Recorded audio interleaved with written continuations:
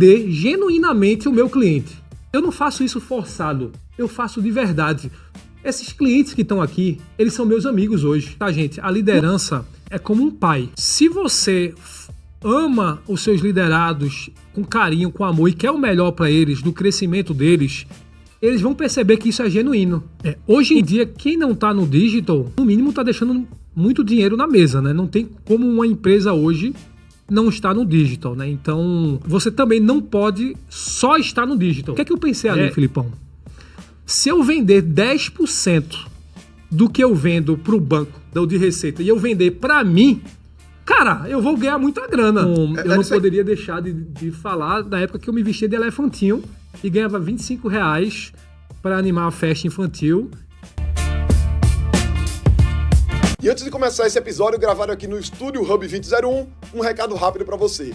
Acabou de sair do forno o livro de marketing digital mais atualizado do Brasil. Meu livro Internet que Vende, vou colocar aqui o link na descrição para você adquirir. E se você quiser saber um pouco mais sobre a minha consultoria para aceleração de negócios com marketing digital e IA, o link também vai estar aqui na descrição do episódio. Diga aí, amigo, aqui é Felipe Pereira, seja muito bem-vindo ao primeiro episódio do Acelera Digital Podcast. Estamos inaugurando aqui com um super nome, o Nelsinho, fundador da Cellfit e fundador da Face Doctor. Cara, queria começar te agradecendo pelo teu tempo aqui e queria que você começasse já se apresentando para a galera. Vou deixar você falar quem é o Nelson.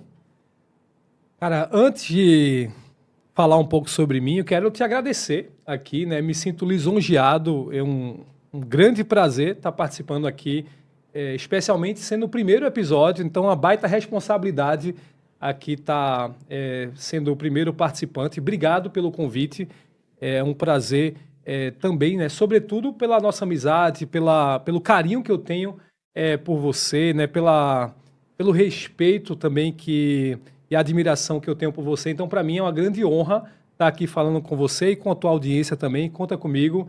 E vamos como fala a Virgínia lá, vamos para cima, né? E respondendo a tua pergunta, Filipão, meu nome é Nelson Lins, né? E eu fundei a Cellfit Academias, que é uma rede nordestina. Eu nasci em Recife. E essa rede, em 2009, eu saí do mercado bancário, trabalhei no Bradesco, né, cresci lá dentro do banco. Quando era gerente, resolvi empreender e aí ali montei a minha primeira academia em 2009. Essa rede, depois a gente pode falar um pouco mais sobre isso. Essa rede hoje se transformou na Cellfit Academias, que hoje é a segunda maior rede de academia nacional em número de unidades próprias, né, com cerca de 200 unidades espalhadas pelo Brasil. Aí, né, em 2015, eu me associei a um fundo de investimento americano chamado HIG Capital, que aí deu uma super expansão aí de investimentos que trouxeram aí essas novas unidades de forma orgânica inicialmente e, mais recentemente, nos últimos anos, a gente abriu também para o modelo de franquia, né? Então, a gente está aí, né, uma rede genuinamente nordestina. A gente tem muito orgulho de ser a maior rede ali. Nós somos líderes Norte-Nordeste, então o público nordestino tem muita aderência, muita sinergia com a marca Cellfit, né? Posteriormente, montei outra rede também, que é a Face Doctor, que já é uma rede nacional também. Eu brinco que é a minha filha caçula, Filipão, que a Face Doctor, ela tem quase cerca de 150 clínicas espalhadas pelo Brasil. E a gente está nesse plano aí de expansão também, e agora dando mentoria para empresários também. O Rafa, que é o seu sócio lá, também está com a gente na liga, lá como sócio do Flávio Augusto, do Joel J, do Caio Carneiro também. Então, nesse último ano, a gente montou mentorias voltadas para o mercado educacional, para ajudar empresários, empreendedores, nesse nicho específico da área de saúde também. Então, tem demandado aí bastante trabalho. A gente está num movimento bem bacana, Filipão. Cara, coisa boa. Uma coisa que eu quero sempre pegar aqui nos episódios da gente é entender um pouquinho a própria trajetória do empreendedor. Você entrou no banco como estagiário, foi isso? Entrei no banco como estagiário, mas, galera, vamos... Eu estou em casa aqui, estou em Recife, né? Hoje eu moro em Porto Alegre, então, para minha galera, para minha turma, tem que voltar, tem que falar aqui. Não tem que falar só o que no Instagram, que é bonitinho, que entrou no banco. Tem que falar as raízes, a realidade, o Brasil como ele é, né? Porque é diferente quando a gente olha lá, que legal, mercado financeiro, o cara começou como estagiário, começou a crescer no banco. Não é bem assim, não foi sempre bem assim. Na verdade, eu tenho que dar um passo atrás, né? A minha trajetória começou não no banco. No banco já estava às mil maravilhas, porque já era um emprego estável, com carteira assinada, uma baita instituição, que é o Bradesco. Mas quando eu dou um passo atrás, meus pais, quando eu tinha 17 anos, né, eles se separaram. A gente veio de uma família de classe média baixa. Então, quando houve a separação, cara, houve muito problema, né? Porque a gente tinha aquela base daquela família e minha mãe passou por muito desafio, meu pai também, depois da separação. E aí, quase 5 anos posteriores à separação, a gente passou muito desafio financeiro. E eu era muito jovem ainda, não tinha currículo, não tinha experiência, não tinha network, não tinha condição financeira. E ali foram anos muito desafiadores, né? E ali, Filipão, minhas irmãs, a gente passou muito desafio, inclusive de ter limitações básicas daquela pirâmide de Maslow ali, de alimentação, tudo. Então, naquele período, eu lembro que eu comecei a fazer meu primeiro job ali. Eu começava a animar a festa infantil. Para poder levantar uma grana Para poder levantar uma grana, para poder pagar as contas de colocar comida dentro de casa que faltava naquele período lá. Então, eu não poderia deixar de falar da época que eu me vestia de elefantinho e ganhava R$ 25 para animar a festa infantil. E no final eu estava lá dançando. Deve ter um monte de foto minha aí com aquele rosto. Vocês lembram daquela época do Parmalat lá que Sim. tinha... O elefante é fã de Parmalat. Só ficava o rosto da pessoa lá do Parmalat. Era eu ali em cima do palco. Então deve ter um monte de foto minha hoje com criancinha lá batendo foto, que as mãezinhas chegavam e falavam: elefantinho, bate uma foto com meu filho aqui. Mas essa é a melhor parte. A parte ruim é quando acabava lá as criancinhas puxando o rabo do elefante, né? Mas então tudo você bem. já empreendia desde lá de trás? Desde lá de trás, né? Então, foram muitos desafios naquele primeiro período. Só posteriormente eu entrei no banco, né? Então, quando eu entrei no banco, já era uma vida que já era diferente, já tinha uma estabilidade naquele momento. Eu recebia... Passou quantos anos de banco?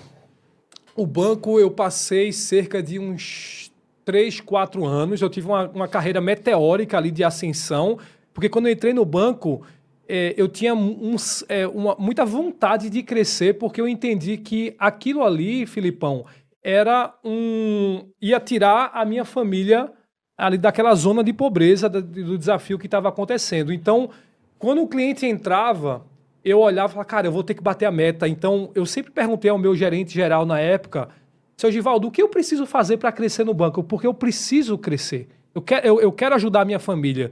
E ele falava: Nelson, venda os produtos do banco, se desenvolva, treine, se capacite aqui e venda os produtos do banco. Então, sempre quando ele, no início do mês, falava: Nelson, tem consórcio, venda capitalização, eu estudava o produto e eu sempre tive a humildade naquele momento de entender quem eram os melhores vendedores que estavam no banco, que mais vendiam. Na época tinha um rapaz chamado Paulo, que ele já estava há muitos anos no banco, que sempre era o top 1 de venda na agência. E eu chegava para ele e falava: Paulo, cara, me ajuda, eu preciso vender. Como é que tu faz? Qual é a tua estratégia de venda para você vender tanto na agência? E aí ele começou a me treinar. Falou: cara, eu faço isso, quando o cliente chega, eu apresento o produto, eu faço... E aí eu sempre... Isso é uma das estratégias que eu recomendo para quem está me ouvindo, desde a sua carreira ou empreendedora ou você trabalhando em alguma empresa.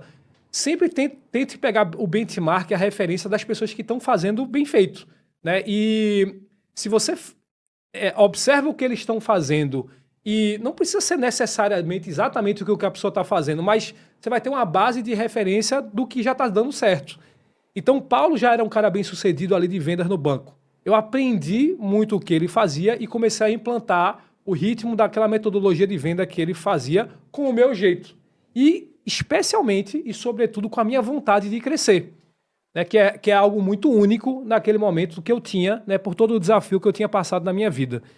Então, cara, eu comecei a vender muito no banco, né? Então, em todas as áreas que eu passei do banco, eu fui em primeiro lugar em vendas regional, primeiro lugar nacional. E aí eu saí crescendo. Passei, lá na época era plano de carreira fechada. Você entra como escriturário, você passa pelo balcão de serviços diversos, você vai para a tesouraria, você vai para o caixa, você vai para assistente de gerente, você vai galgando, você vai crescendo. Eu cresci muito rápido porque eu batia muita meta. Estava sempre em primeiro lugar a nível regional, nacional. Fui promovido a gerente, né? E é legal isso falar porque sempre o seu Givaldo, que era o gerente geral, falava: Nelson, cara, você está batendo todas as metas da agência, o que é que você quer? A agência vai te dar o que você quer. Escolha um restaurante, o melhor restaurante em Recife para você sair com a sua namorada na época que a agência vai pagar. Você merece. Seu Givaldo, eu estou fazendo a minha obrigação aqui, eu quero crescer, o senhor falou que eu preciso vender no banco para crescer, tá tudo certo, o senhor não precisa me dar nada. Aí depois, na outra semana, eu vinha, batia de novo a meta. Aí ele, não, Nelson, agora não tem escapatória. O que é que você quer, meu amigo, que a agência vai te dar? Escolha o restaurante, não tem como você negar. Eu sou Givaldo, já que o senhor está insistindo, eu vou fazer um pedido para o senhor. Pode pedir. E ele com vontade de retribuir o que eu estava fazendo para a agência, batendo as metas. Nelson, escolha o que você quer. Qual restaurante? Eu falei, seu Givaldo, eu não quero restaurante, não. Eu quero que quando tiver uma oportunidade de crescimento aqui dentro do banco, o senhor lembre de mim. E a primeira oportunidade que teve para se transformar e ser promovido a gerente, eu não tinha tempo de casa. O Bradesco tinha algumas normas de tempo mínimo para você poder se transformar em gerente. Só que isso ficou na cabeça do seu Givaldo. E aí eu lembro que quando apareceu uma oportunidade dentro do banco, eu não podia por tempo. Seu Givaldo mandou um e-mail para a direção do banco e falou, olha só, eu nunca vi uma pessoa, um guri aqui, um rapaz com tanta vontade, tanta gana de crescer aqui dentro do banco. Eu entendo pelas normas que não tem um prazo mínimo para ele poder ser promovido como gerente. Entretanto, vocês não estão enxergando o que eu estou vendo aqui. Eu preciso relatar isso e eu queria chancelar a promoção deles e eu queria a autorização de vocês. E nessa época eu estava atendendo no caixa do Bradesco. E aí quando eu estava atendendo no caixa, acabou o expediente e ele falou, Nelson, eu quero conversar com você. Aí esse dia eu tinha vendido muito, né? Eu falei, cara, ele vai me parabenizar, ele vai querer falar alguma coisa positiva. Aí eu fui lá feliz. E aí, seu Givaldo, tudo bem e tal? Cara, vendemos pra caramba hoje, né? Nelson, eu quero te mostrar uma coisa. Aí ele, nunca vou esquecer desse dia, né?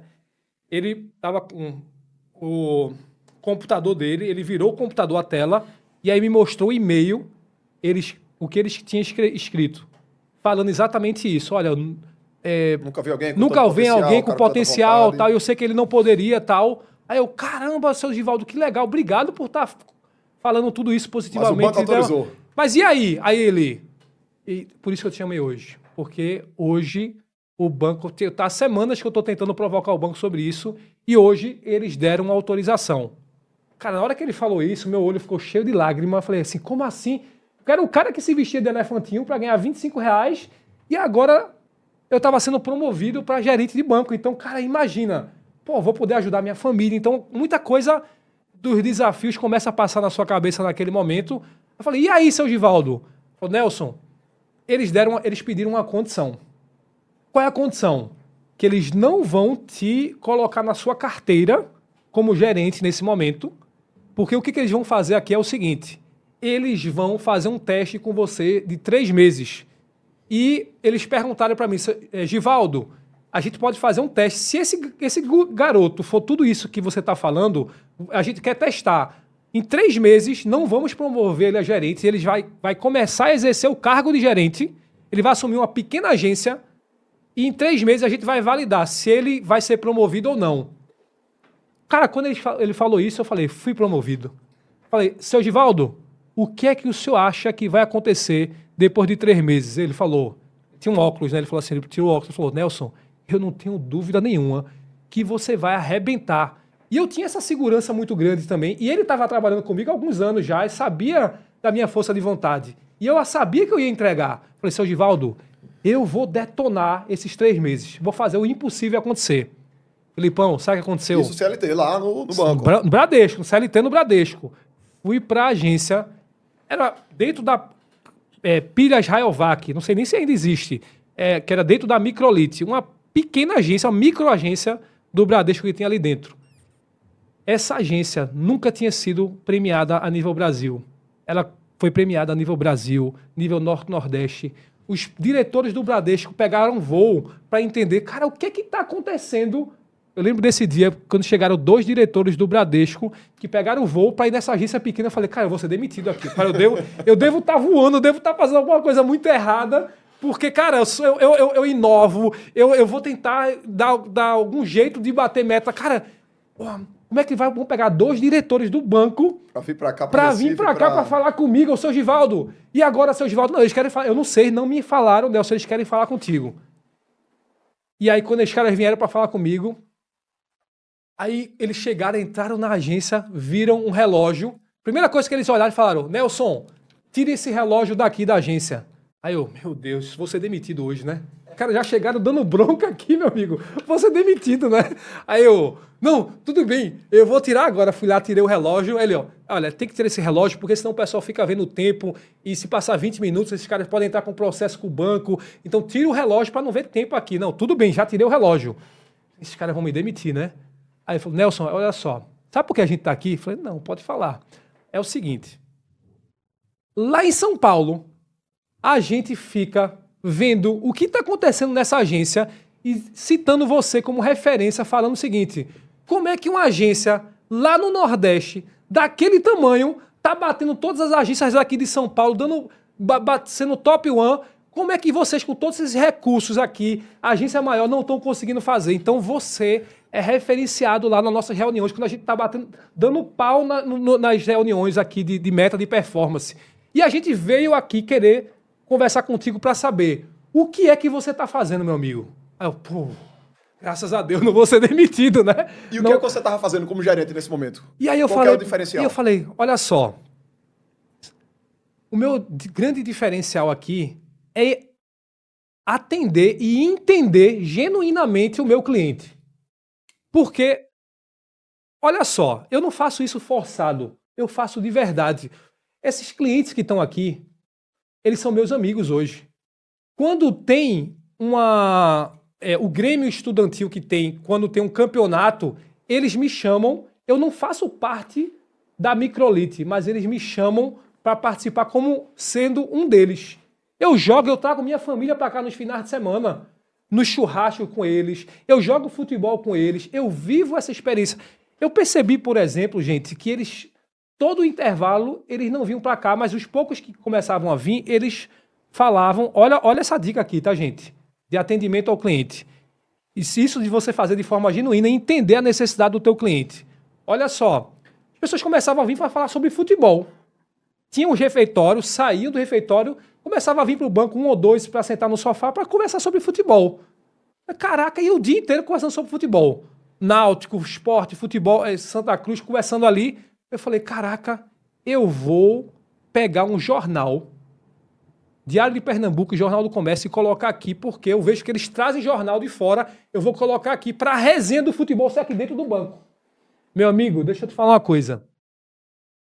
Alguns meses depois que eu entrei, a resenha acontecia lá. O ponto de encontro ali se transformou dentro do banco.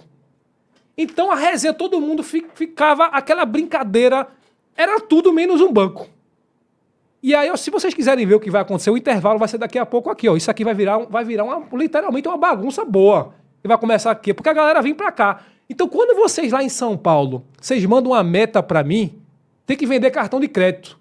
Aí eu chamo, tem o N, que é o cara que é doente pelo Náutico, Alvirrubro, eu chamo ele de N e ele me chama de N, que eu sou do Náutico também. Aí ele passa ali, N, eu falo, N, eu tô precisando de uma ajuda. E N era o cara que era formador de opinião, era um líder lá dentro da Microlite. N, eu tô precisando de uma ajuda. Os caras lá de São Paulo mandaram uma bomba, uma meta que impossível de alcançar. Ele, N, tamo junto, meu irmão. Amanhã vai fazer fila aqui que eu vou chamar todo mundo para fazer cartão de crédito. Vou ver quem que tá fazendo cartão de crédito. Chegava no outro dia, aí quem que bate a meta a nível nacional? A gente. Você entendeu? Que é entender a necessidade do teu cliente genuinamente e aí você tá próximo dele e não fazer algo... Cara, eu tô fazendo algo forçado, que é só pensando por dinheiro. Então não era muito além disso. Esses caras até hoje, Inclusive, olha que legal. Quando eu saí do banco, com aquela inquietude, né, de empreender, a agência fechava, eu ficava desenvolvendo um projeto. Cara, se eu vender 10%, o que é que eu pensei ali, Filipão?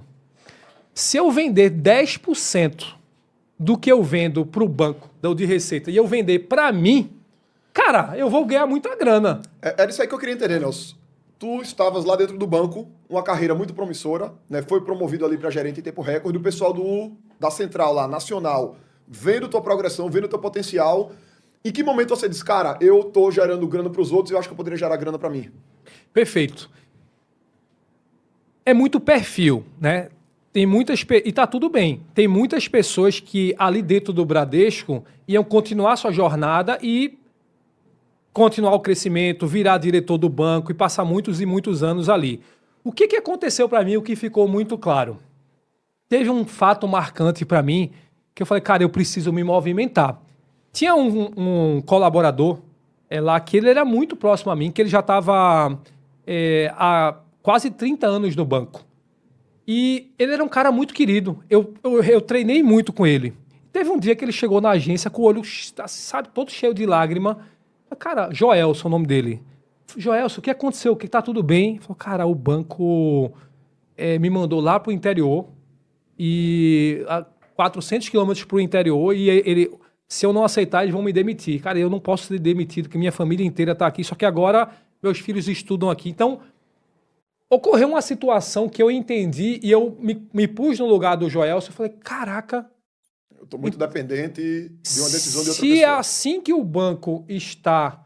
E não estou falando mal do Bradesco, tá? Muito pelo contrário. Eu tenho, até hoje, minha conta do Bradesco, eu tenho muito carinho, muito aprendizado que eu tive pelo banco. Atenção, Bradesco, patrocina a gente aqui no podcast, Bradesco. Mas, naquele momento, eu entendi que o jogo do business, do negócio, do bancário se o Joelson tá ali há 20, 30 anos, mas não tá produzindo como chega um garoto feito eu, produzindo o dobro, 3 vezes mais, ganhando metade... Cara, é produtividade. E aí, naquele momento, eu entendi, caraca, então se eu não construir algo sólido para mim, pode ser que a minha vida aconteça a mesma coisa que aconteceu com o Joelson. Então, eu preciso pensar em algo que me dê... A segurança não vai estar na SLT. O que muitas pessoas pensam que a segurança está na SLT, falam, cara, a minha segurança não vai estar na SLT. Por que academia? Então, o que eu fiz naquele momento? Eu vou listar... Isso eu recomendo para qualquer pessoa que quer começar a empreender, tá, gente? Eu vou listar ali todos os negócios que eu entenda que tem mais rentabilidade, que tem um modelo de negócio vencedor, que tem um economics, bons números, tem bons resultados financeiros. E aí eu listei 10, 15 negócios diferentes. Desses negócios, qual é o que eu tenho mais prazer em tocar? De todos aqueles 10, 15 que eu tinha listado como bons negócios promissores em termos de resultados financeiros, eu avaliei que, cara, academia vai ser o que eu mais vou gostar de fazer. Sempre gostei de esporte, sempre gostei de academia, sempre gostei de futebol. Tu tem formação acadêmica na área específica? Não tenho da área de saúde, não tenho na área de academia, mas eu sempre gostei, eu sempre fui esportista no colégio. Falei, cara, isso aqui vai ser muito legal fazer. Então não vai ser só sobre dinheiro. A jornada vai ser muito legal. Então foi uma coisa que eu acertei muito naquele momento e eu recomendo fortemente para qualquer pessoa que está aí querendo empreender, não empreenda só pela grana. Busque negócios que você tenha prazer, que seja atrativo, que no final do dia, a jornada que você vai estar passando todos os dias seja interessante para você, porque senão, em dado momento, aquele cansaço, aquele estresse vai vencer algo que, se não for tão legal, que você esteja fazendo, entendeu? Mas como é que equilibra isso, Deus? Porque eu vejo muita gente falando, cara, vá viver seu propósito, vá fazer uma coisa que você tenha prazer, e o cara pega um negócio que não tem grana, que não tem viabilidade. Como é que você enxerga esse equilíbrio aí? Maravilha, excelente pergunta. Ali, como eu equilibrei? Eu listei diversas atividades diferentes. Poderia ser que tinha algum ali, eu não lembro na época quais eram todas, mas poderia ser que tinha alguma que fosse mais legal fazer do que a academia de ginástica. Mas não era só pelo legal, não é só o que você é obrigado, o que é legal fazer na sua vida. O mundo não é uma Disneylândia. Você tem que ter obrigações também. Então, naquele momento, das que eu listei, tinham coisas mais legais do que eu achava do que era academia. Entretanto, que não tinha tanta oportunidade como modelo de negócio e de resultado no longo prazo. Então, a academia, dentre elas, eu tive que fazer um equilíbrio entre um modelo de negócio vencedor versus algo que ainda me desse prazer em estar fazendo, entendeu? Isso foi que ano que você criou a sua 2009, montei minha primeira academia, não tinha recurso financeiro, gente. Então, cara, como é que um cara que é gerente de banco e não tem uma família com condição financeira e não tem grana na conta bancária ali para poder montar um primeiro modelo de negócio? E a academia não é o tipo de negócio mais barato para você montar. Mais barato, né? Tem equipamento, espaço. reforma, um espaço grande. E aí, naquele momento, eu falei, cara, e agora? A primeira etapa, vamos dar aqui um mapa. Hoje, gente, eu vou tentar de forma bem objetiva aqui trazer para todos vocês que estão nos ouvindo aqui, de forma didática, um mapa, uma jornada de como você construir uma empresa do zero, do literalmente zero, até uma empresa com valuation bilionário. Beleza? Querem pegar essa aqui? Bora-se embora. Vamos embora. Aqui também. Vamos anotar aqui, ó. Vamos lá. Primeiro passo, eu vou falar quem não tem recurso algum, tá? Tem gente que já está numa etapa e fala, cara, eu já tenho empresa, aí ele vai se encaixar numa outra etapa posterior. Tô falando, gente, e eu, Nelson, que eu tô em casa aqui, eu não tenho recurso, o que é que eu faço? Eu vou me comunicar com esse primeiro estágiozinho aqui, tá? Até a etapa do mapa da jornada de uma empresa se transformar numa empresa bilionária, ou a gente fala de internacionalização de marca, como a gente está fazendo na FaceDoc, indo para Portugal. Beleza? De forma didática aqui. Primeira etapa. Se você não tem recurso, primeira coisa que você precisa fazer, ao D0, a primeira coisa que eu preciso fazer é crie um projeto que tenha um plano de negócio, que esse plano de negócio ele tenha um resultado interessante. O que é isso na prática? Cara, como é que eu vou conseguir agora crescer se eu não sei nem o que eu vou fazer? Então, o primeiro passo é pesquise. Se quiserem anotar aí, pesquise um modelo de negócio interessante que você possa executar esse plano de negócio e faça um plano de negócio para os próximos 5 anos. Essa é a primeira etapa, tá? Um plano de negócio para os próximos 5 anos. Porque esse projeto, você vai precisar vender esse projeto. Nesse momento, você já sabia que a Sofit seria um sucesso, centenas de unidades? Ainda não sabia, porque eu só tinha construído os meus primeiros 5 anos. E qual era a tua visão de 5 anos naquele momento? Tu lembras? Lembro sim. Então vamos lá. Primeiro projeto, eu preciso do plano de negócio, eu preciso identificar o que eu vou fazer. É uma academia? Eu vou precisar ter 3, 4, 5 academias? É esse plano de negócio que eu tenho que fazer? Aí você vai precisar pesquisar pra caramba. Pesquisar referências, quais são as melhores academias, quais são... Eu me matriculei na época na Smart Fit, que era a nossa concorrente. Passei 6 meses estudando, caminhando os passos para saber quantos metros quadrados tem a sala de musculação, a recepção, o vestiário. Eu fui mais de... Cara, certamente fui em mais de 100 academias fisicamente. Academia grande, academia média, academia pequena. E hoje, diferentemente de 2009, tem mais dado hoje em dia. Você está no computador, você consegue pesquisar o mundo inteiro. Olha só como hoje é mais fácil, gente. E o agente da IA, né? Você hoje pede para o chat totalmente. GPT, vai lá, eu tive que fazer na época na trincheira essa pesquisa. Agora na atualidade, com a tecnologia, olha só como é mais fácil. Se Nelson fosse fazer hoje esse plano do zero, sabe o que eu faria? O quê? Anota aí, tá, gente? Eu vou colocar... Quem não sabe o que é unicórnio? Unicórnio são empresas que passam do valuation de $1 bilhão. Aí eu vou colocar no Google empresas, unicórnios, dos últimos 12 meses que viraram unicórnio na China. Depois você coloca empresa, lista, me dê a lista das empresas nos últimos 12 meses que viraram unicórnio nos Estados Unidos. Especialmente no Vale do Silício, nos Estados Unidos. Pegue essas duas referências, você vai receber um monte de empresa que já foi validado o modelo de negócio deles, que já foi comprovado, que deu resultado, e não é só qualquer resultado. Esses caras passaram do valuation de $1 bilhão.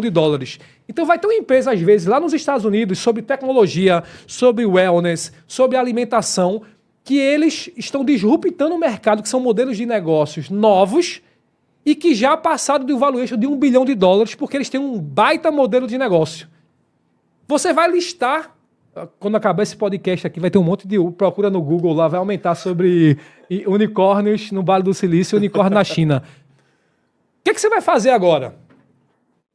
Eu consegui listar. Cara, eu quero entrar para o mercado wellness. Não, Nelson, eu gosto de alimentação. Pega quem são essas empresas disruptivas do Vale do Silício, que viraram unicórnio, da China, entra no site deles, no Instagram, pesquisa. Cara, você vai comer... O que eu precisei fisicamente há mais de 15 anos atrás fazer, você vai fazer sentado no sofá da sua casa, pesquisando. Você vai rodar o mundo inteiro para entender o que é que essas empresas trouxeram de super novidades e por que. Você precisa entender qual o motivo que fizeram elas virarem uma empresa unicórnio multibilionária.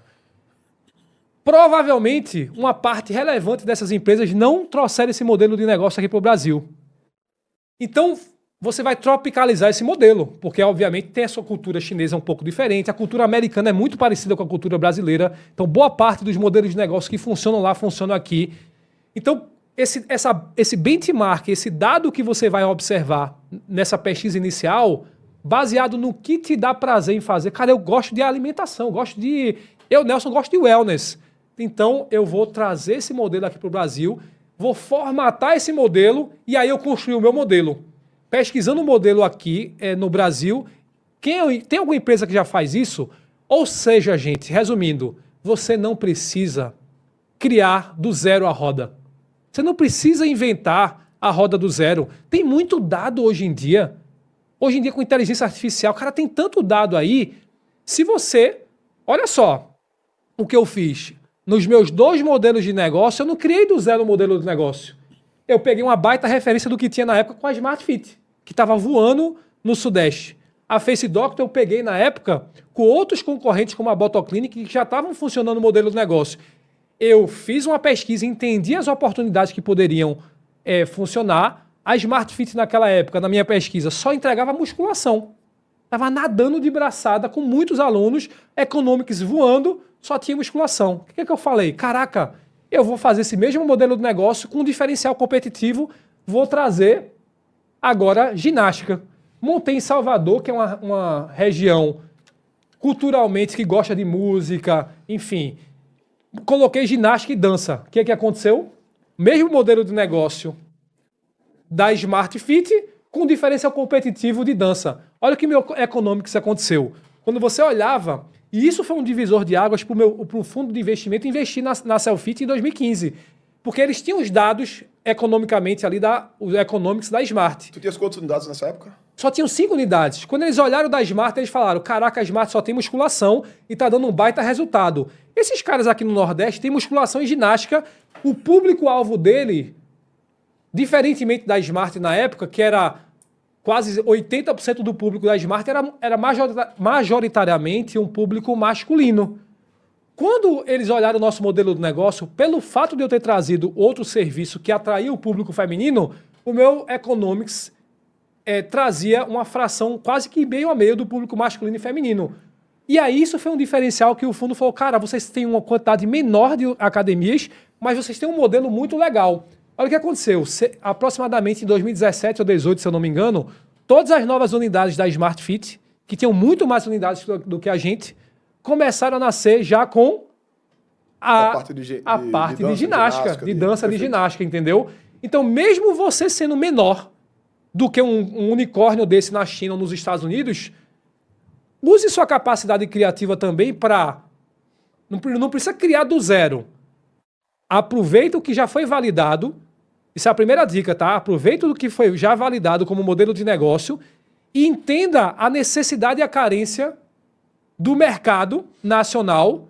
E aí você vai plugar algo que já foi validado com uma demanda que ainda você pode ser disruptivo e aí você lança o seu produto. Então, primeiro grande passo da jornada. Modelo de negócio. Você tem que entender qual caminho você vai. Você precisa ter um modelo de negócio. Pegaram esse primeiro, né? Perfeito. Inclusive, vou aproveitar aqui, galera. Essa busca que o Nelson falou, né? Você pode fazer no Google manualmente, mas é inclusive para você fazer um agente no próprio chat GPT que vai lá e faz a pesquisa. Muito bom. Tive ideia aqui agora, vou botar aqui na descrição do episódio um linkzinho para você clicar. Vamos preparar um materialzinho desse para a galera já poder baixar o promptzinho pronto para você já rodar teu agente e já agilizar aí o teu primeiro passo da metodologia aqui de Nelson para você construir um modelo de negócio matador e escalável. Beleza, então quem está comigo até aqui entendeu que agora a gente só tem um modelo de negócio promissor que já foi validado em algum outro local e eu estou trazendo diferenciais competitivos dentro desse modelo de negócio. Tá todo mundo comigo até aqui, né? Segundo passo, Nelson, meu amigo, e a grana? E o faz-me rir, né? Como é que eu vou colocar esse recurso? Cara, legal, mas eu preciso de 100, 200, 1 milhão. Eu preciso de recurso.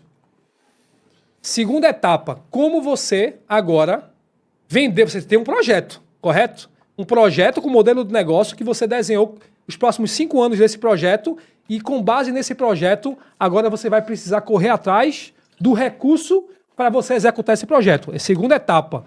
Então, nessa segunda etapa, pessoas como eu, que vieram do zero, tem gente que vai executar essa etapa, tem um pai rico, fala, aí é mais simples, fala, papai, me dá aqui 200 mil reais, me dá 1 milhão. Aí o pai vai lá com o modelo do negócio, você vai pegar o dinheiro e vai fazer. Eu não tive essa sorte de ter um pai rico, mas eu tive, por exemplo, eu brinco que eu tive um patrocinador que foi o banco. O banco, naquele momento, isso é uma dica que eu dou para vocês, é que você tem nessa segunda etapa diversas opções de você buscar crédito. Ou com investidores, ou com amigos que podem te emprestar, ou com sócios que podem investir e ter uma participação do negócio. Mas eu, particularmente, a que eu acho mais atrativa, e foi a que eu fiz, é crédito bancário. Por quê, Felipe? Porque o crédito bancário, eu não abro margem, eu não abro mão de participação societária da empresa. Se eu coloco um investidor no início do projeto, eu não sei, daqui a pouco 5% desse projeto ele pode estar valendo 100 milhões de reais. E se eu abrir mão logo de cara, um baita projeto que poderia crescer muito, eu abrir mão de margem por um valor muito pequeno, que aquela pessoa me deu 200 mil, entrou no projeto e pegou 50%. Caramba, quanto é que pode valer esses 50% lá na frente? Hoje existem muitas opções que você pode prospectar crédito em banco, instituições bancárias. Bradesco, Banco do Brasil, Banco do Nordeste aqui no Nordeste, Banrisul no Rio Grande do Sul, bancos de desenvolvimento. Gente, tem muito crédito disponível e o próprio governo disponibiliza através do BNDES justamente para fomentar a economia. E pessoas não sabem que existe acesso a isso. Claro que não é tão simples. Qualquer pessoa que vai bater na porta lá e falar, eu quero 200 mil reais. Não é assim também.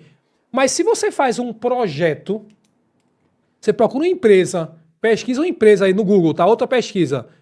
Empresas que fazem projeto para obtenção de crédito bancário para projetos em desenvolvimento. Bancos de desenvolvimento. Projetistas. Procurem projetistas na sua cidade. Empresas que fazem projeto. Gente, eu tinha zero. Eu consegui vender. Eu precisei ser muito bom vendedor de projeto. Depois que eu fiz o projeto, eu fui no Banco do Brasil, apresentei o projeto e falei, eu preciso de 200 mil reais. Montei o projeto. Na época, esse projeto vem do Progé, que vinha do FAT, do Fundo de Amparo ao Trabalhador, que é para desenvolvimento da economia. Existem subsídios do próprio governo que estão ali para ajudar, porque isso vai aumentar a quantidade de funcionários, de pessoas. Então, vai desenvolver fornecedores, vai desenvolver a economia. Então, se você está buscando nessa segunda etapa de prospecção financeira, primeira recomendação, tenta buscar crédito bancário. Pesquisa mais sobre isso. Cara, não consegui, tá difícil. Busque sócios, investidores. Se possível, sócios que também estejam com você nessa jornada, que possam executar e, especialmente, gente, muito importante, com habilidades complementares às suas. Cara, eu sou muito bom no comercial, mas não sou tão bom na parte de gestão administrativa. Busque um sócio, então, que tenha experiência também na gestão, na parte administrativa, ou vice-versa. Então, sócios com habilidades complementares e que possam também aportar recurso no projeto. Busque investidores locais, empréstimos pessoais, empréstimos com alguém da família ou com amigos que possam te emprestar dinheiro também, sem necessariamente essa pessoa entrar de sócio no projeto. Então, essa etapa é uma etapa que você pode passar 6 meses, 1 ano, 2 anos, mas é a etapa que você vai buscar. Eu passei cerca de, acho que 1 ano e meio. Eu não tinha recurso. Eu só posso iniciar o projeto se eu tiver condição financeira para executar, recurso para poder executar esse projeto. Eu passei quase 1 ano e meio. Gente, não foi fácil. Eu fui em vários bancos. Aí foi desafiador conseguir esse empréstimo. Então eu lembro que nessa época, quando eu consegui o empréstimo, eu estava no Bradesco, eu era gerente do banco, estava atendendo, abrindo a conta de pessoa jurídica de um cliente. Não sei se alguém já passou por isso, eu ficava apertando F5. Porque o gerente do Banco do Brasil falou, olha, eu acho que vai sair hoje o recurso. E eu ficava F5, atendendo o cliente. Quando o cliente falando lá, F5, F5. Cara, teve uma hora que eu dei um F5, gente. Quando eu dei F5... Apareceu. Aprovou. Papai, 200 mil reais na conta. Na época, isso devia valer hoje 600 mil reais. Imagina um cara que se vestia de elefantinho, ganhava 25 reais com 200 mil reais na conta que o banco me emprestou. Cara, na hora, eu estava atendendo um cliente aqui sentado, Filipão. A minha perna começou a tremer assim. Eu falei... E eu, cara, o cara tava falando comigo, eu não tava mais nem entendendo o que o cara tava falando. Eu falei, caraca, tem 200 mil reais na minha conta. E agora eu tenho 1 ano de carência para começar a pagar. Como é que eu vou... Outra dica, gente, sempre busquem carências, tá? De no mínimo 1 ano, porque é importante que você vai ter esse tempo de maturação, de equilíbrio, de performance do negócio. Você pega um empréstimo que no outro mês você tem que começar a pagar, então você não vai ter capital de giro, o negócio tem que começar a rampar. Então, essa carência, busque no projeto carências também. Então, eu sabia que eu tinha uma responsabilidade de 1 ano para começar a pagar esse empréstimo. Cara, eu fiquei nervoso na hora, só que eu tinha uma responsabilidade. Bati lá em Seu Givaldo. Seu Givaldo, quero te agradecer. Você sempre me ajudou muito aqui, mas eu preciso falar uma coisa importante aqui para você. Tô saindo. Então, você precisa sair e preciso que você me demita, porque esse dinheiro vai ser importante também nos próximos meses aqui da minha rescisão. Ele sempre foi muito parceiro, muito gente boa, me demitiu, peguei o recurso, cara, 100% cabeça ali, ó, full time dentro do negócio. Primeira unidade foi onde? Casa Amarela, primeira unidade, e primeiro ano de muito desafio, né? Muito desafio. Quando as pessoas olham, a foto do Instagram é tudo lindo e maravilhoso. Não é assim, gente. Vai passar, tem muito desafio até você fazer com que o modelo de negócio comece a rodar. Mas eu tinha um plano de negócio e tinha um objetivo que eu não poderia parar. Fui muito resiliente. Quando eu tinha 5 unidades naquele meu plano de negócio, e eu fui sendo alavancado por crédito bancário. Essa mesma metodologia que eu peguei os 200 mil, a primeira academia, ela gerou crédito, só que aí eu, como eu tinha sido gerente de banco, o que é que eu fiz? Qual é a minha estratégia? A segunda academia foi gerado de crédito também. A terceira academia foi gerado com crédito também. Gerado pela primeira e pela segunda, a movimentação bancária dela me gerou crédito para montar a segunda, a terceira, a quarta, a quinta. Eu tenho 2 coisas importantes para vocês pegarem que estão em casa me vendo hoje aqui, que é bem importante isso, tá? Para as pessoas não se comprometerem e errarem. Primeiro, você precisa, o tempo todo, em todo momento na jornada empreendedora, estar saindo da sua zona de conforto. Por quê? Eu poderia, ali, Felipe, em 1 ano depois, eu já estava colocando cerca de 15, 20 mil reais de lucro naquela época, em 2010. Cara, era muita grana que uma academia já estava dando para mim na pessoa física. Eu lembro que quando eu fui montar a segunda academia, só o valor da parcela, gente, do empréstimo dava uns 25 mil reais. Se eu lucrava com a academia, com muito trabalho ali, que já estava bom para mim, na época eu era solteiro, não tinha filhos, enfim, tinha uma responsabilidade menor financeira, já estava muito bom para mim, eu poderia ter estacionado ali. Mas eu estou sempre me colocando, saindo da zona de conforto, porque aí eu tiro um novo empréstimo, que a parcela do novo empréstimo, uma academia muito grande em Salvador, que foi a primeira low cost lá no extra da Paralela. Essa academia, ela tinha uma parcela mensal, depois de 1 ano, de 25 mil reais. Mas a minha realidade... Olha só, no Bradesco eu ganhava uns 5, 6. Eu tinha que pagar uma parcela de 10. Maior. Ou seja, eu estou sempre me desafiando. Se der errado, cara, não tem como dar errado, não tem um plano B, vai dar certo. Depois que eu monto a primeira, estou com 15, 20 mil de lucro, a segunda, só a parcela é 25 mil reais. Ou seja, eu não vou ter condição do que eu ganho hoje de pagar nem a segunda parcela. O segundo projeto tem que dar certo, correto?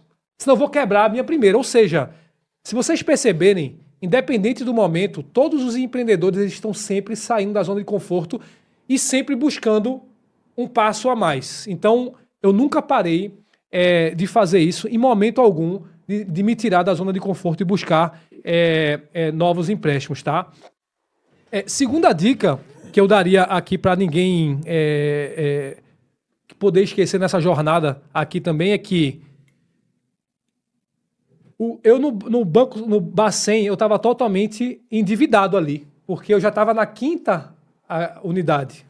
Então, quando a gente foi bater na porta do banco, o banco chegou e falou assim, ó, Nelson, Leonardo, meu sócio na época, vocês não tem mais como tirar empréstimo no banco, no Bacen. Cara, se não tem mais como pegar empréstimo, vamos correr atrás agora de um fundo de investimento. Foi aí que entrou um fundo de investimento no negócio. Então, a segunda dica que eu dou é, eu só entreguei participação societária depois que eu já não conseguia mais tirar empréstimo. Porque o empréstimo é legal porque eu pago para o banco e o banco não vira meu sócio. Você entendeu isso? Então, nesse momento, o HIG entrou como sócio da operação, aportou alguns milhões de reais, algumas centenas de milhões de reais nos últimos 10 anos. A empresa hoje ultrapassou o valuation de 2 bi, né? Então, a gente está aqui na segunda etapa, só para finalizar, a segunda etapa, que é a etapa da obtenção do crédito, do recurso para você conseguir montar o seu projeto, correto? Beleza. Nelson, e aí? Agora, terceira etapa. Né? O que você precisa fazer aqui agora para você continuar escalando e indo para novos desafios e crescer mais? Gente, é muito importante você, desde o início, construir times de alta performance e você buscar líderes. Eu nunca conseguiria fazer absolutamente nada. Não teria nem a menor capacidade, filho. Eu tenho que ter a humildade de assumir que eu não teria capacidade de montar essas empresas a nível nacional, a nível internacional, com esse tipo de escala e essa velocidade, se não fossem os times. Então, eu sempre tive uma característica muito positiva de conseguir trazer excelentes pessoas para o projeto. Eu sempre vendi muito bem os projetos, não só para bancos que estivessem investindo, mas especialmente para pessoas também, para novos sócios entrarem, para investidores, para franqueados, para colaboradores, porque gente boa, ela escolhe onde quer trabalhar. Vou repetir, tá, gente? Gente boa escolhe onde quer trabalhar. Então, a pessoa que é uma pessoa fora da curva, um diretor fora da curva, ele vai olhar para o teu projeto e se ele escolhe onde ele quer trabalhar, ele vai olhar e falar o seguinte, cara, Nelson, por que eu vou trabalhar na tua empresa? Qual é a visão de longo prazo que vai ter aqui? Se essa pessoa não enxergar aqui a oportunidade de crescimento pessoal também, ele quer saber quem é que vai estar do lado dele. Quem são os líderes que vão estar apoiando ele? Qual é o crescimento que ele vai ter profissional ali também? Então, eu preciso naquele momento trazer e vender projetos para essas grandes pessoas estarem comigo. Então, hoje, qual é o grande papel de um CEO, ou de um líder, ou de um fundador? Eu preciso passar a visão, trazer grandes pessoas, grandes líderes, que esses líderes, eles executem a minha visão, o meu direcionamento, eles confiem e eles começam a pensar como cabeça de dono, porque a partir de agora aquele projeto vai ser dele, da vida dele, da família dele. E especialmente esses líderes, eles sejam desenvolvedores de novos líderes. Porque aí você conseguiu multiplicar a máquina. Não depende mais só de Nelson. Eu tenho líderes hoje que eles desenvolvem outros líderes. Então a máquina começa a funcionar. Se Nelson hoje sair passar 6 meses nos Estados Unidos, em Dubai, sem trabalhar, quando eu voltar, muito provavelmente as duas empresas vão estar maior do que estão hoje. Ô Nelson, por que é que o Bradesco não conseguiu fazer isso com você lá na época? Qual que é o segredo para você conseguir desenvolver um líder desse muito bom e esse cara não sair para tocar um negócio dele por conta própria depois? Eu sei que tem N modelos, tem gente que trabalha partnership, enfim, tem... Como é que você enxerga isso? Excelente modelo, excelente pergunta, né? Existem vários modelos, como você falou. Eu acredito que pessoas que têm um perfil mais empreendedor serão pessoas mais desafiadoras de você segurar na empresa. Então, essas pessoas, para que você consiga segurar, é importante você trazer modelos de vesting, de stock option, que as pessoas possam se sentir valorizadas em estar crescendo em conjunto com a empresa e não só estarem estagnadas recebendo um único salário fixo todos os meses, né? Então, se Tu hoje usa os mecanismos desse tipo ou tua galera é uma galera muito boa, mas que não tem um perfil empreendedor tão aflorado? Temos sim uma metodologia, um plano onde os principais executivos e diretores eles viram sócios, investem, stock options, eles viram sócios com participação. Então, o Fernando, que é o nosso diretor-presidente hoje da Selfit, cara, esse cara, eu acho que ele dorme com a cueca dele. O Fernando, se estiver ouvindo, aqui, o tempo todo ele tá com a camisa da Selfit, com o boné da Selfit. Eu acho que ele dorme, se você tirar a cueca dele, deve estar escrito Selfit. Então, eu fundei a Selfit, mas esse cara parece que ele ama mais a Selfit do que eu, entendeu? Hoje ele tem participação societária, ali quando tiver o evento de liquidez, né, quando ocorrer um IPO, uma venda para um estratégico, esse cara vai receber participação. Então, a gente precisa ter esse engajamento com pessoas que querem crescer em conjunto com a empresa também, entendeu? Perfeito. Cara, em que momento veio a ideia da Face Doctor? Você via que o Selfit uma jornada muito promissora, de muito sucesso, o negócio crescendo, e a gente sabe do desafio que é você tocar mais de um negócio. Você passa a ter 2 filhos ali para estar gerenciando, e muitas vezes eu já vi vários empresários, né, saírem, tirar a atenção do primeiro negócio para começar a focar no segundo, e o primeiro negócio desandar. Então, conta um pouquinho como é que veio a ideia da Face Doctor, e como você faz hoje para ter vários negócios diferentes, todos eles crescendo, e sem que o crescimento de um coloque o crescimento do outro em risco.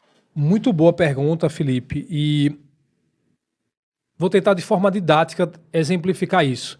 Eu vejo como uma empresa é como uma criança. Existe a fase do bebê, né, que ela depende mais dos pais, né, quase que 100% é dependente dos pais, né, e da alimentação, das necessidades básicas vão ser necessárias para aquele bebê. Depois o bebê entra na vida ali como criança, depois ele entra como pré-adolescente, adolescente, ele vai crescendo, ele vai evoluindo e ele vai conseguindo a sua independência. Então, trazendo aqui para a realidade da Selfit, se eu colocasse no primeiro ano da Selfit um novo projeto, provavelmente eu ia colocar meus pés pelas mãos, né, e eu não ia conseguir nem fazer nenhuma coisa bem feita, nem a outra. Então, quando a Selfit entrou na sua maioridade de independência, o processo já estava bem definido, a estrutura de time já estava muito bem implantada, com muita tecnologia abarcada. Então, nesse momento que a gente já estava com a evolução de expansão, a empresa já não dependia mais do pai, já tinha vida própria, já tem vida própria há muito tempo. Então, naquele momento, eu me senti confortável agora com a experiência que eu tive desenvolvendo esse filho e levando ele para a maioridade, eu vou trazer essa experiência agora para um novo filho. E aí entra o projeto da minha filha caçula. Só que aí o que é legal, gente? Que normalmente o filho caçula, você já acertou e errou muito com o primeiro. Então todos os acertos e erros e desafios que você aprendeu, você não vai querer replicar com o segundo filho. E é muito, muito isso que acontece na Face Doctor. E eu brinco lá com o pessoal interno da Face Doctor o seguinte, olha só, se em quase uma década a Face Doctor, a Selfit chegou a 200 unidades, eu tenho que fazer isso aqui com metade do tempo, porque a gente teve que aprender alguma coisa, então temos que estar mais eficientes. Então hoje a Face Doctor já está com quase cerca de 150 franquias e a Selfit tem 200, ou seja, em número de unidades, elas já estão muito equilibradas com metade do tempo. Então, o time, ele precisa você entrar num time no momento, porque se você entra no momento que você está passando um desafio muito grande, quer abraçar o mundo com outros projetos, você pode comprometer até o projeto que ainda não encontrou a maioridade. E tu pensa em ter um terceiro filho?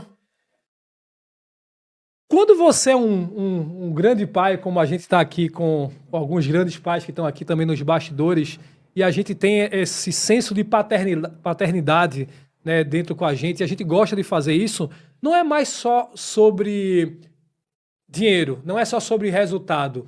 Então, vou falar uma brincadeira para vocês, mas é o que eu acredito muito.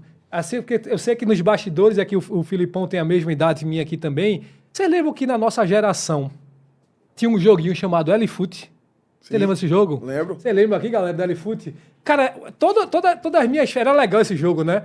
Pra galera da nossa geração aqui, talvez a geração mais nova não vai lembrar, mas deixa eu só explicar como é que era esse jogo. Eu queria aproveitar para agradecer a galera aqui do estúdio, tá? Edu, Paulinho, Deco, estão aqui atrás da câmera, galera. Obrigado, estamos aqui no estúdio Hub 2001, aqui em Recife, gravando episódio da gente pessoal, super estrutura, super profissional, super recomendo, turma. E eu vou até aqui, até antes de falar essa história do LFoot aqui, que o pessoal tá curioso, abrir aqui, o pessoal me deu um super presente aqui também, o Filipão teve essa gentileza, esse carinho aqui, eu vou até abrir aqui para mostrar para vocês. Olha que legal a recepção aqui, gente, que eles nos deram muito carinho aqui. Obrigado pela recepção, obrigado aí, Filipão, pela Valeu. Pela Inclusive gentileza. o livro está autografado e vai sair livro novo esse ano, tá? Aí pela editora DVS, daqui pro finalzinho do ano. Esse aí eu sou coautor, vai sair um outro. Negócios Só digitais, Felipe Pereira, né? internet que vem no próximo. Aprenda a usar o real poder da internet nos seus negócios.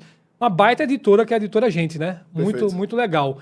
Mas voltando ali para a história do LFoot, quem não é da nossa geração, como é que era o joguinho? Você entrava, você era o treinador, você entrava na 4ª divisão, vocês lembram disso? Sim. Na 4ª divisão, e aí você começava a jogar com outros times da 4ª divisão. Quando você começava a ganhar, você poderia receber convites para você... E subir nas divisões lá. E propostas de outros times. Olha só, a sua campanha na 4ª divisão foi muito legal, Nelson, e agora você foi convidado para assumir um time da 3ª divisão. Às vezes o seu próprio time da 4ª ia para a 3ª e você não recebia convite para ir para outro time. E aí eu passava as férias inteiras jogando para tentar ir para a 1ª divisão. Cara, daqui a pouco eu ia para a 1ª divisão. E aí quando eu chegava na 1ª divisão, caraca, eu tô na 1ª divisão. E aí eu ganhava o campeonato. Depois, quando você chega na 1ª divisão, a nota dos seus jogadores era tudo 50, o limite máximo, né? Tá no limite máximo da nota, daqui a pouco você começa a ganhar. Aí ficou sem graça o jogo. Aí, sabe o que acontece quando você começa a ganhar o tempo todo de todo mundo e ganhar todos os campeonatos na 1ª divisão? Você quer voltar de novo pra 4ª. Vocês lembram disso? Não sei se vocês passavam isso aí com vocês. Falaram, cara, porque o que é o legal é a jornada. São os desafios, são os momentos, são as propostas que você vai receber. Cara, essa jornada que é o mais incrível. Pega uma dica aqui, tá, gente? Existe um livro que eu recomendo, além do livro aqui do Filipão, que o nome do livro é O Jeito Harvard de Ser Feliz. Basicamente, o que é que esse livro traz pra gente? Ele fala que a maioria das pessoas, o tempo todo na vida, estão querendo correr atrás apenas do resultado. Então, o foco delas é resultado. Mas o livro ele demonstra nas pesquisas que as pessoas que têm o melhor resultado, o foco delas não é o resultado. É o processo. Elas curtem muito a jornada e o processo. Consequentemente, o resultado vem. E se não vier, ela aproveitou e foi muito feliz. Mas não é isso que acontece na prática. Na prática, o que é que ele demonstra? Essas pessoas estão se divertindo muito no processo, na jornada. Consequentemente, eles vão ter mais resultado do que a maioria das pessoas que estão tristes, felizes, ranzinzas. Cara, é muito ruim, minha vida é horrível, tal, não sei o quê. E o tempo todo pensando, o meu resultado é esse.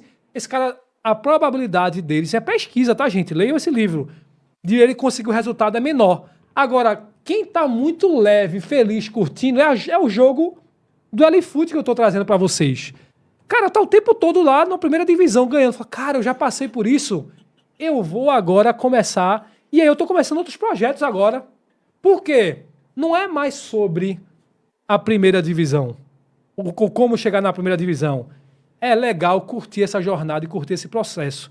Então não adianta todos vocês que estão iniciando toda essa trajetória empreendedora, se vocês só pensarem no resultado, como o livro que eu falei, do jeito Harvard de ser feliz, no final do dia você vai ser um cara ranzinza, triste, você não vai curtir o processo e a jornada. Então curtam o processo, curtam a jornada, como eu faço. Tem desafio? Tem, cara. Todo mundo tem desafio, todo mundo tem problema, faz parte do jogo. Mas, sobretudo, gente, minha recomendação final aqui é curtam a jornada, curtam esse processo, se divirtam.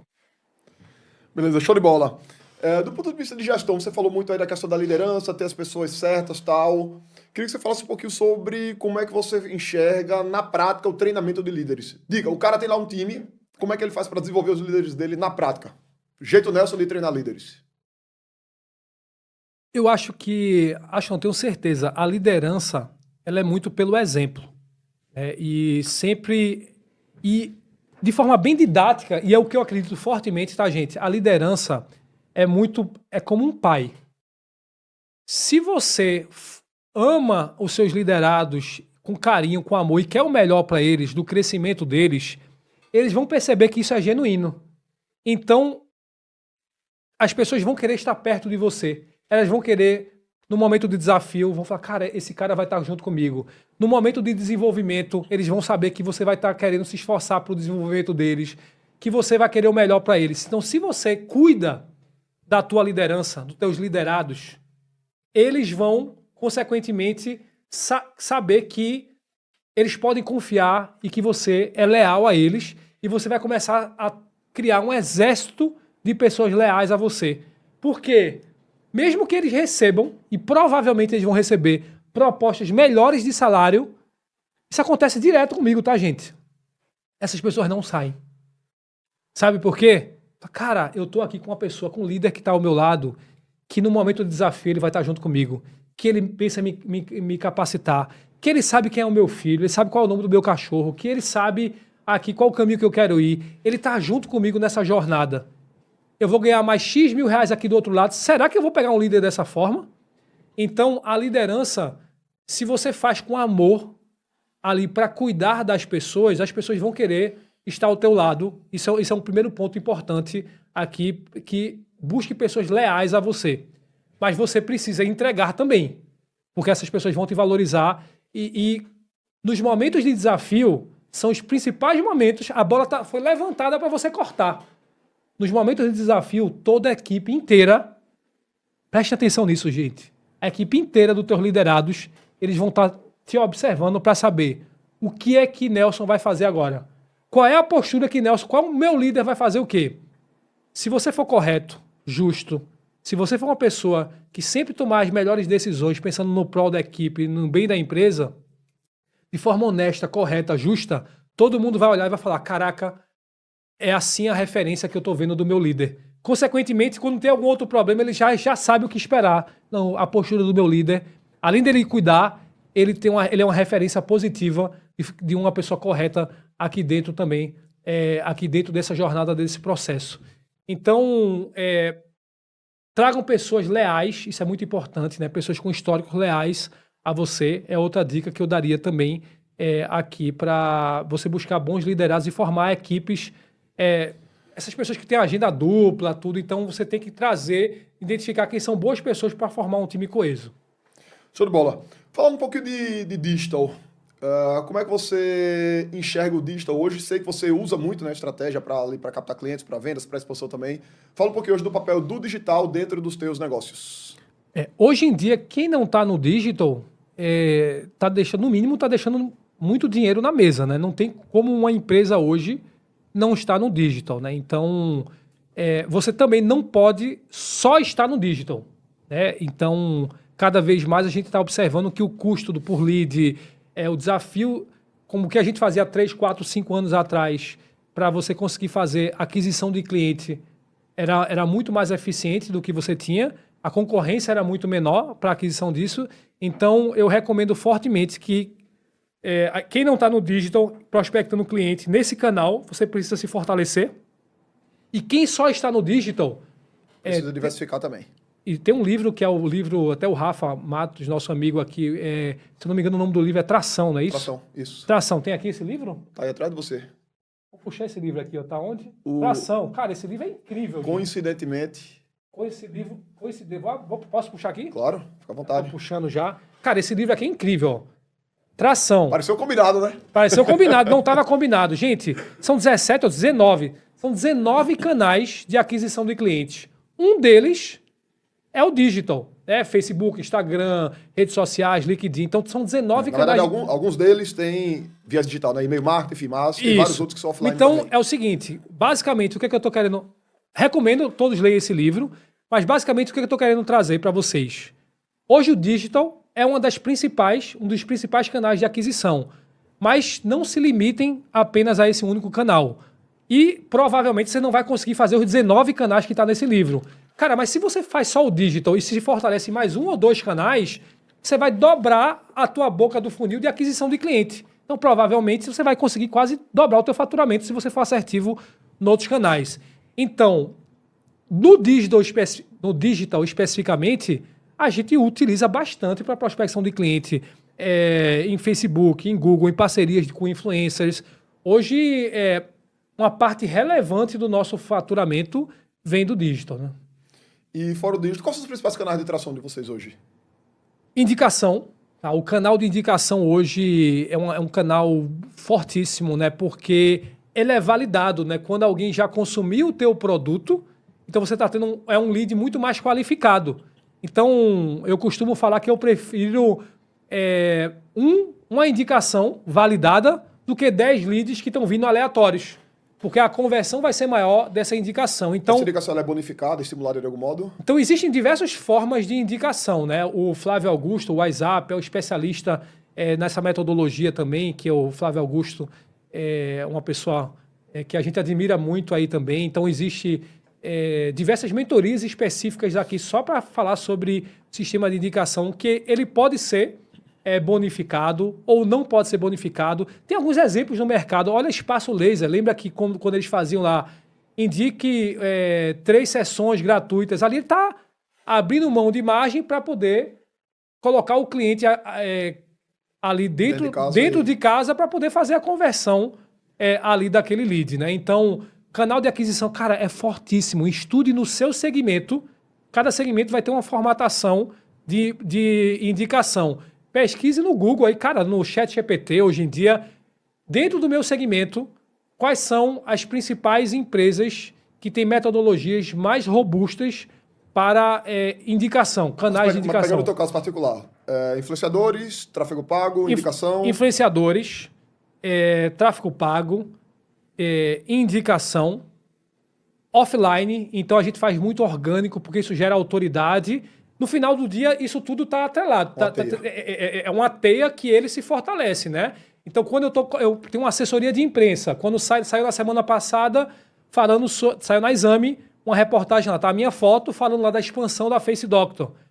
Então, eu gero de forma orgânica, novos leads, mas também nós utilizamos essa estrutura para, em outro momento do funil, quando um lead já está aquecido para comprar uma franquia, por exemplo, ele mostra, isso gera autoridade.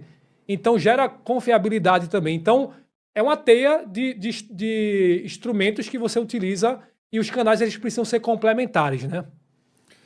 Bacana, cara, muito bom. Queria ir um pouquinho para outra vertente agora, né? Totalmente diferente do que a gente vem falado.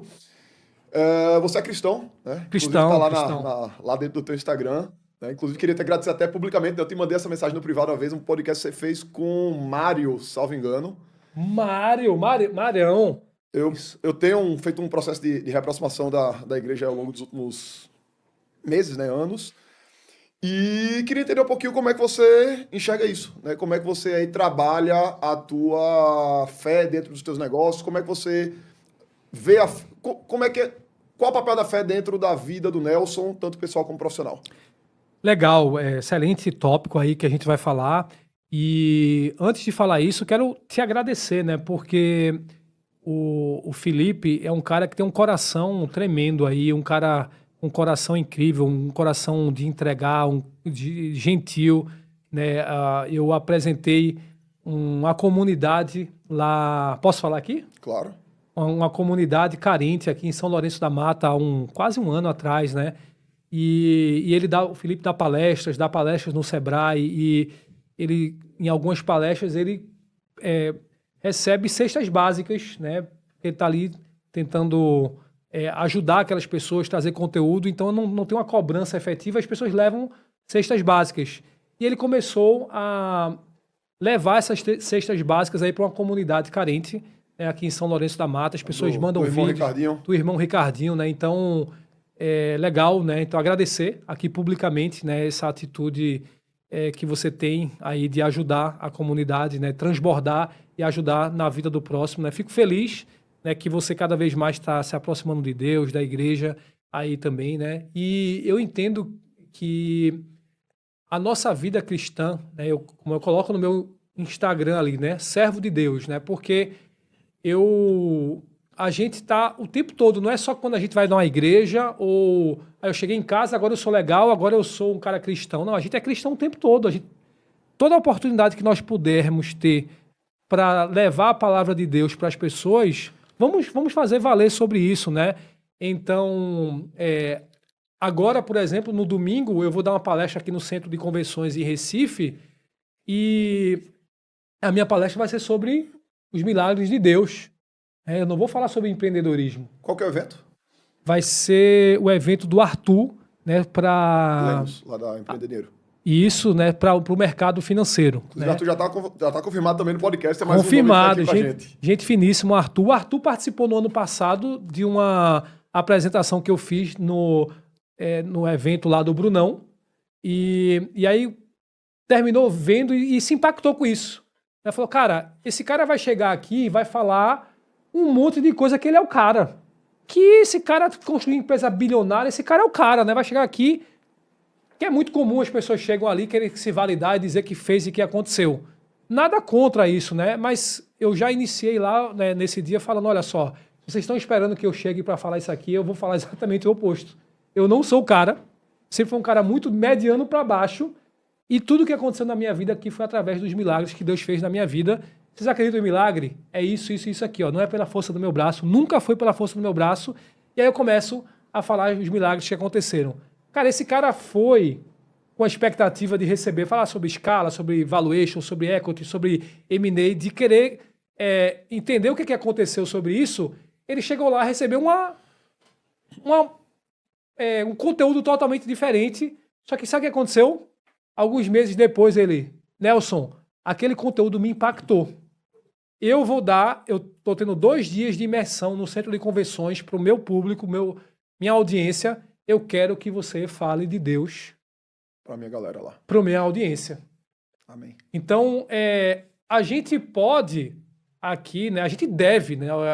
Até aqui ser um pouco mais incisivo, a gente deve tá levando aqui a palavra de Deus, porque quando eu vou para um local desse, estou em São Paulo, tem 500, 1000 pessoas escutando uma palestra ali, cara, é incrível.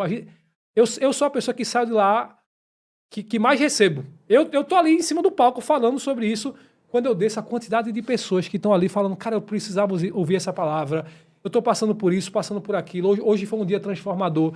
Então, Deus nos dá tanto, né, e tanta coisa que a gente não é merecedor, de tantas bênçãos, eu me sinto lisonjeado, né, aqui, por tantas bênçãos que Deus nos dá, e a gente entrega tão pouco, né? Então é uma missão que eu tenho, levar a palavra de Deus por aí, palestrar, é uma missão que eu tenho também aqui também. Mas sempre nas foi igrejas. muito forte na tua vida, Nelson? A partir de que momento ficou mais forte? Sempre foi... Por exemplo, eu sou um cara que eu fiz primeira comunhão. Então, Felipe, qual a tua religião? Católico não praticante, né? Fui batizado primeira comunhão.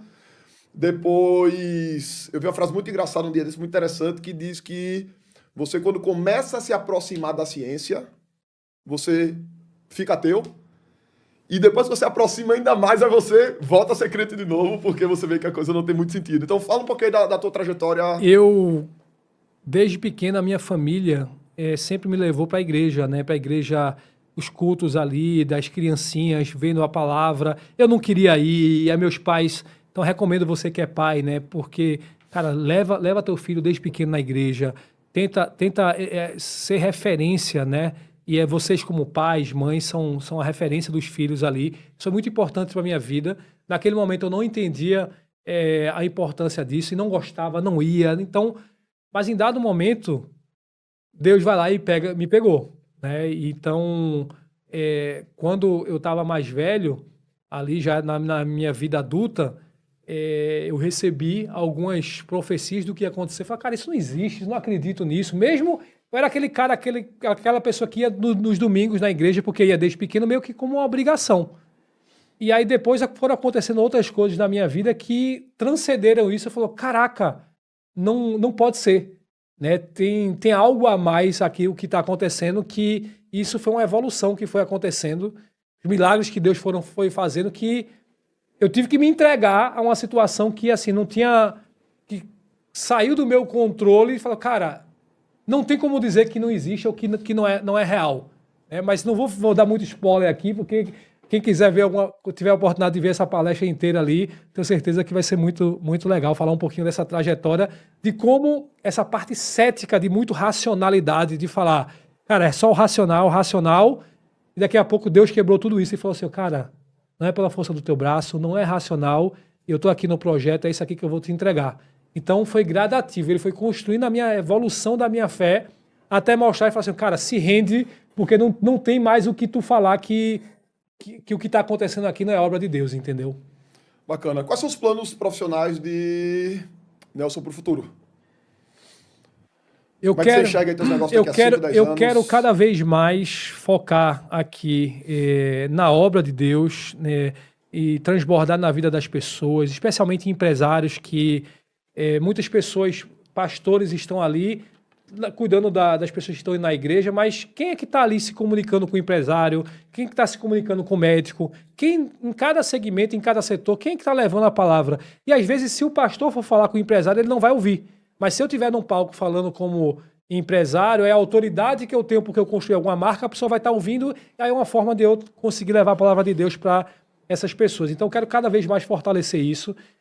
Família, né? Cada vez mais que a gente tem crescido, então fortalecimento de família, tá cada vez mais próximo do crescimento dos meus filhos aí. São 2 filhos? 2 filhinhos, a gente tá querendo ter uma menina aí também.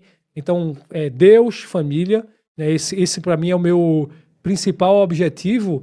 E, cara, me divertir em negócios, fazer algo, não pensar, Deus já me deu tanto, sabe, Filipão? Cara, mas se aí tu vai estagnar ou não está pensando em todo o crescimento, estou pensando muito mais do que no crescimento, é pensar em projetos com boas pessoas, com pessoas especiais, que a gente vai se divertir muito nesses projetos. Então, provavelmente, esses próximos 10 anos aí, quando vocês me veem em projetos, sejam projetos que vocês vão observar que eu vou estar me divertindo muito nesses projetos.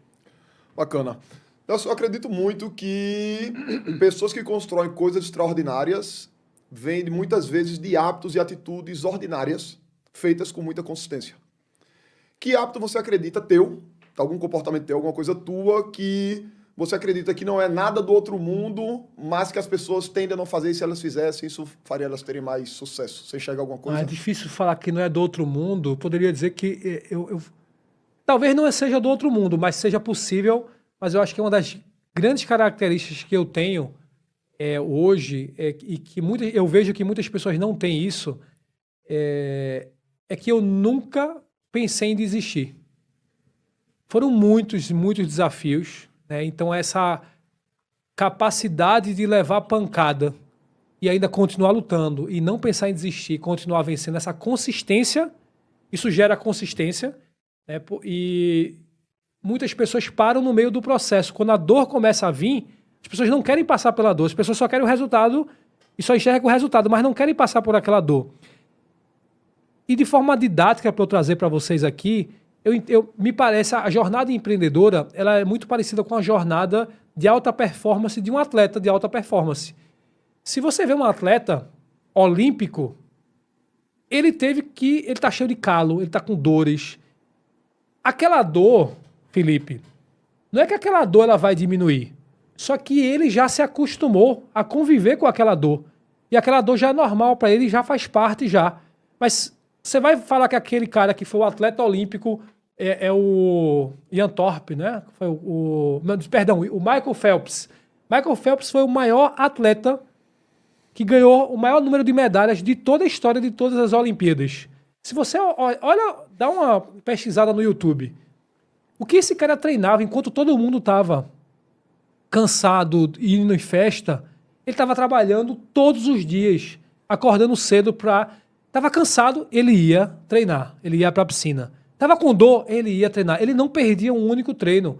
Ele não desistia. Ele não parou quando teve as primeiras dores. E cada vez mais ele continuou evoluindo. Então pega um histórico de um atleta de alta performance e um empreendedor de alta performance.